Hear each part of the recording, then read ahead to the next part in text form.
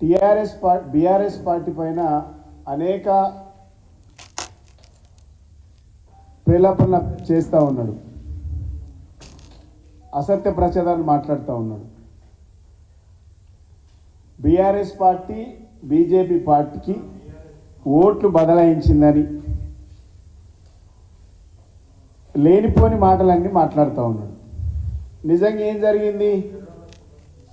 ఎన్నికల్లో, పార్లమెంటు ఎన్నికల్లో రెఫరెండం అని పోయిండు. మరి రెఫరెండం అంటే ఏంది? 16కు 8కి రావడం రెఫరెండమా? ముఖ్యమంత్రి గారు ఆలోచన చేయాలి. ఇట్లా ముఖ్యమంత్రి గారు బీఆర్ఎస్ పార్టీ పైన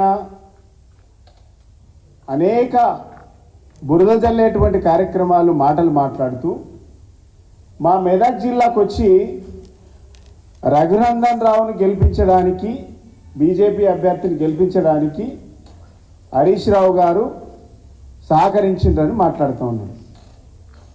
అయ్యా, మరి రేవంత్ రెడ్డి గారిని మేము అడుగుతున్నాం, 2023 మీరు ఎన్నికల్లో పోటీ చేసినప్పుడు కొడంగల్లో మీకు వచ్చినటువంటి ఓట్ల శాతం ఎంత? మీకు వచ్చినటువంటి మెజారిటీ ఎంత? 2024 పార్లమెంట్ ఎన్నికల్లో వచ్చినటువంటి ఓట్ల శాతం ఎంత? మెజారిటీ ఎంత? ఇలా బీఆర్ఎస్ పార్టీ నాయకులను అవయవదానం చేసిందని పెద్ద పెద్ద మాటలు మాట్లాడుతూ ఉన్నారు. అవయవదానము మేం చేయలే, అవయవదానము మీరే చేసిండ్రు. మంత్రులు, విప్పులు, ఎమ్మెల్యేలు శిక్షణ కేంద్రం పెట్టుకున్నారని నేను అంటా ఉన్నా. ఎందుకనంటే మహబూబ్ నగర్లో డీకేఆర్ను గెలిపించడానికి అవయవదానం కాంగ్రెస్ పార్టీ చేసింది. అక్కడ వివరాలు తర్వాత చెప్తా. సికింద్రాబాద్లో కిషన్ రెడ్డి గారిని గెలిపించడానికి ఇక్కడ దానం నాగేందర్ మీద గతంలో అనేక కామెంట్ చేసిండ్రు మీరు. పాన్ పరాకులు అమ్ముతాడు, గుట్కాలు అమ్ముకుంటాడు, అట్లాంటి క్యాబినెట్ తీసుకొచ్చి ఆయన గెలిపించడానికి పరోక్షంగా మీరు హెల్ప్ చేసిండ్రు. మూడవది, మల్కాజ్గిరిలో బీజేపీ అభ్యర్థిని గెలిపించడానికి గతంలో నువ్వు నిలబడ్డటువంటి ఎంపీ స్థానాన్ని కూడా నిలబెట్టుకోలేకపోయినావంటే ఇప్పుడు అవయవదానం ఎవరు చేసిండ్రో మరి మీరే చెప్పాలి. మాకైతే తెలియదు. ప్రజలకు సాయం చేయడం తెలుసు, ప్రజలకు అవయవదానం చేయడం తెలుసు, ప్రజలకు చేయడం తెలుసు, కానీ ఇట్లా పార్టీలకు పరోక్షంగా అవయవదానం చేయడం అని అంటే మరి కాంగ్రెస్ పార్టీకి తెలిసినంత మాకు తెలియదు. నేను చెప్తా, అప్పుడు రేవంత్ రెడ్డి గారు 2023 అసెంబ్లీ ఎన్నికల్లో కొడంగల్ నియోజకవర్గంలో పోటీ చేసినప్పుడు 1,07,000 ఓట్లు వచ్చినాయి. 2024 పార్లమెంటు ఎన్నికల్లో జరిగినప్పుడు వచ్చినటువంటి ఓటింగ్ ఎంత అంటే 84,000. ఇప్పుడు అక్కడ డిఫరెన్స్ ఎంత వచ్చిందంటే 23,000 ఓట్లు తగ్గిపోయినాయి. ఈ ఓట్లు ఎవరికి పడ్డాయి అంటే బీజేపీకి పడ్డాయి. అవయవదానం ఎక్కడ జరిగింది? మరి కొడంగల్లో జరిగిందా అని అడుగుతా ఉన్నా. రెండో అంశము, మీ సొంత ఊరిలో కొండారెడ్డిపల్లె విలేజ్లో మీ సొంత ఊర్లోనే బీజేపీకి మెజార్టీ పెరిగింది. అంటే బీజేపీని గెలిపించడానికి పరోక్షంగా కాంగ్రెస్ పార్టీ సిద్ధమైందని అనుకోవాలి కదా. మరి ఇక్కడ ఒక ముఖ్యమంత్రే కాదు, ఇప్పుడు ఉన్నటువంటి మొత్తం మంత్రుల లిస్టు తీసిన నేను. మీరు అధికారంలోకి వచ్చి 6 నెలలు అయింది. 6 నెలల తర్వాత రెఫరెండం అయిపోతున్నటువంటి ఎలక్షన్కి ఏం జరగాలి? మీ పాలన మంచిగుంటే, మీ ప్రజాపాలన బాగుంటే, మీరు బాగా చేస్తే మీకు ఓట్ల పర్సెంట్ పెరగాలి. మీకేమైంది? ఇలా మంత్రులలో మొత్తం అదే జిల్లాకు సంబంధించినటువంటి జూపల్లి కృష్ణారావు గారు మంత్రి, కొల్లాపూర్ నుంచి పోటీ చేసిండు.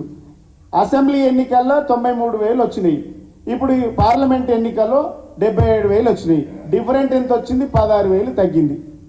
పొన్నం ప్రభాకర్ గారు మంత్రి, కరీంనగర్ జిల్లా, హుస్నాబాద్కి వెళ్ళి పోటీ చేస్తే 1,00,000 ఓట్లు వచ్చినాయి. ఇప్పుడు ఎంత వచ్చింది? 79,000 ఓట్లు వచ్చినాయి. డిఫరెంట్ ఎంత వచ్చింది? 21,000 తగ్గినాయి. శ్రీధర్ బాబు గారు మంత్రి నుంచి పోటీ చేసిండు, 1,03,000 ఓట్లు వచ్చినాయి.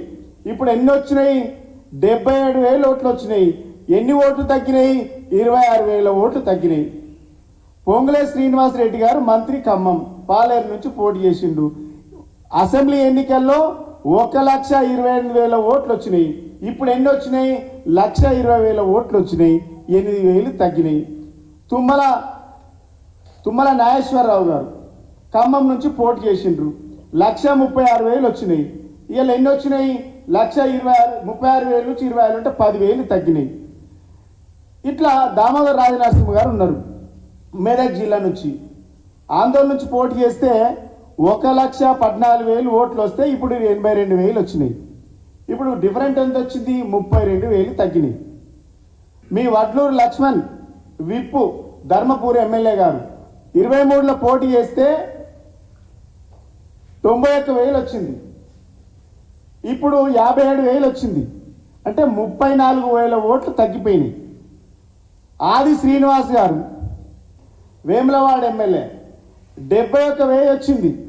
ఇప్పుడు పార్లమెంట్లో 36,000 ఓట్లు తగ్గినాయి. అంటే 35,000 ఓట్లు తగ్గిపోయినాయి. ఇట్లా చెప్పుకుంటూ పోతే మానకొండూరు ఎమ్మెల్యే 52,000 వచ్చినాయి. ఇప్పుడు 44,000 వచ్చినాయి. అంటే 8,000 తగ్గింది. ఇట్లా చెప్పుకుంటూ పోతే లిస్ట్ ఉంది నా దగ్గర. మొత్తం 18 నుంచి 20 నియోజకవర్గాలలో మీ ఓటు ఎవరికి ట్రాన్స్ఫర్ అయిందంటే బీజేపీకి ట్రాన్స్ఫర్ అయింది. ఇలా మా గురించి మాట్లాడే నైతిక హక్కు లేదు మీకు. ఇలా మీరు 6 నెలల పరిపాలన బాగలేదు కాబట్టి 16 సీట్లు తెచ్చుకుంటామని చెప్పినటువంటి ముఖ్యమంత్రి గారు, రెఫరెండం అని చెప్పినటువంటి ముఖ్యమంత్రి గారు 8 సీట్లకు పరిమితం అయ్యేసరికి ఈ అభాండ అంతా కూడా మా పైన, మా పార్టీ పైన, మా నాయకుల మీద వేస్తూ ఉన్నారు. మీరు దీన్ని అడిగినోడు లేదు, చేసినోడు లేడు. దీన్ని ఎవరు క్వశ్చన్ అడగలేదు. అంటే ఇట్లాంటి చిల్లర రాజకీయాలు మాట్లాడడం చాలా దుర్మార్గమైనటువంటి చర్య. మీరు నిజంగానే దమ్ముంటే, మీకు చిత్తశుద్ధి ఉంటే, మీ పరిపాలన బాగుంటే 16 గెలిచేవాళ్ళు కదా. మీకు మంత్రులనే దాదాపుగా సగానికి సగం తగ్గేటువంటి మెజారిటీ తగ్గుతుంది కదా. మీరేం పరిపాలన చేస్తూ ఉన్నారు? ములుగులో కూడా తగ్గింది. అంటే